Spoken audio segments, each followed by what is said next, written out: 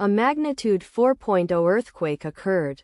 Vancouver Island, Canada region. 214 kilometers WSW of Port McNeill, Canada, or 523 kilometers W of Vancouver, Canada. On Monday, the 16th of June 2025, at 9 hours 3 minutes and 20 seconds local time, the quake had a depth of 10 kilometers and was not felt, or at least not reported so.